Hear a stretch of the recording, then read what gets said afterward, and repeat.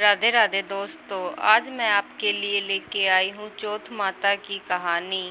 तो आइए शुरू करते हैं। किसी गांव में एक विधवा माता और उसका पुत्र रहता था।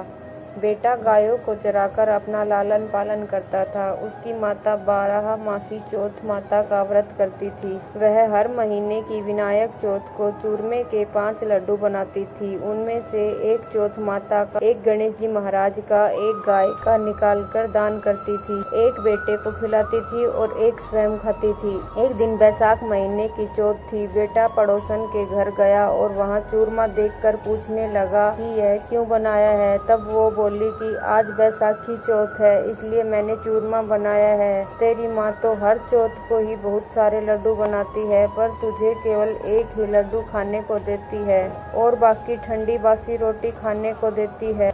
लड़का उसकी बहकाव में आ गया और अपनी माता से बोला, माँ तू तो चूरमा खाती है और मुझे सिर्फ एक लड्डू देती है, इसलिए तू यह चौथ माता का व्रत करना छोड़ दे।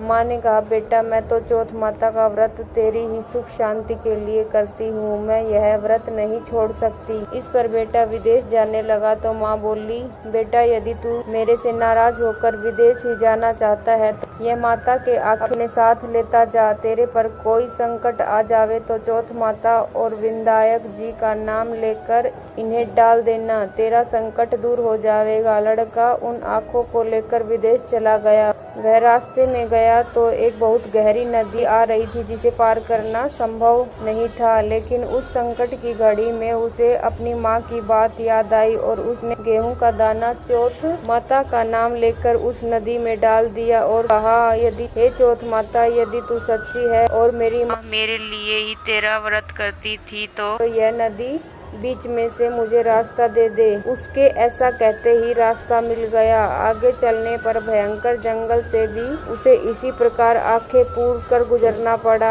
आगे चलकर वह एक नगर में पहुंचा। उसके यहाँ रोज एक मिट्टी के बर्तनों का अलाव पकता था। वह अलाव तब पकता था जबकि उसकी एक आदमी की बलि दी जाती थी, यानी एक आदमी को बर्तनों के साथ चुन दिया जाता था। उस लड़के ने वहां जाकर देखा, एक बुढ़िया माई आटा पीसती जा रही थी और रोती जा रही थी। लड़के ने इसका कारण पूछा तब बुढ़िया माई बोली कि आज मेरे इकलौते बेटे का इस अलाव में जाने का नंबर है। तब वो लड़का बोला, हे बुढ़िया माई, तू मुझे जल्दी से खाना खिला दे, तेरे पुत्री की जगह मैं जाऊंगा। बुढ़िया माई के मना करने पर भी वो नहीं माना और राजा का बुलावा आने पर अपना सामान बुढ़िया माई के घर छोड़कर चला गया। साथ में चौथ माता के आखे व एक जल का लोटा उस अलाव में अपने साथ रख लिया और चौथ माता का नाम लेकर बैठ गया। दूसरे दिन अलाव पककर तैयार हो गया। लोगों का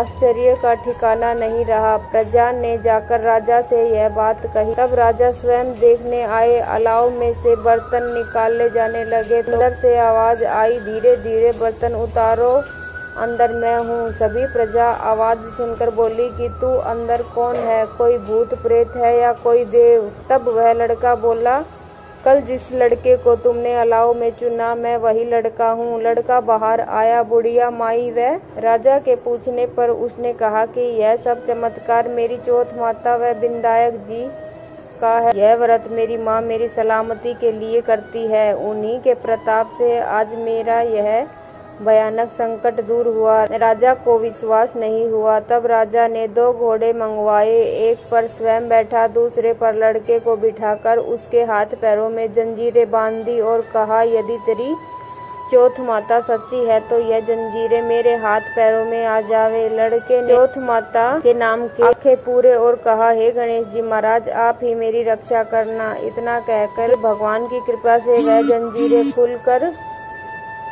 राजा के हाथ में जा गिरी। राजा, रानी व प्रजा ने चौथ माता का चमत्कार अपनी आंखों से देखा।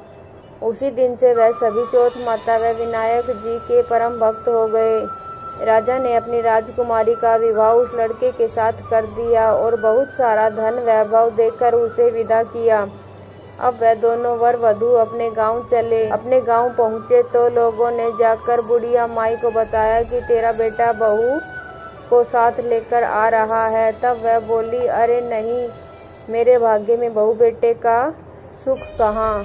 वह ऐसा कह ही रही थी कि दोनों जने उसके पैरों में गिर गए और बेटा अपनी माँ से माफी मांगने लगा और कहने लगा कि यह सब चौथ माता की ही कृपा से है कि आज मैं तेरे सामने खड़ा हूँ। इसके बाद उसने सारे नगर में ढिंढोरा पिटवा दिया कि सभी सुहागने बेटे की माँ हो सके तो लड़कियाँ भी चौथ माता का व्रत करे, हो सके तो पूरी 12 महीने की 13 चौथ करे, नहीं तो चारों बड़ी चौथ करे, नहीं तो चौथ तो अवश्य ही करे। बोलो चौथ माता और गणेश जी भगवान की जय। दोस्तों, अगर आपको मेरी कहानी अच्छी लगी हो तो वीडियो को लाइक करें, चैनल को सब्सक्राइब करें ताकि आपको मेरी अगली वीडियो की नोटिफिकेशन मिल जाए। धन्यवाद दोस्तों वीडियो देखने के लिए।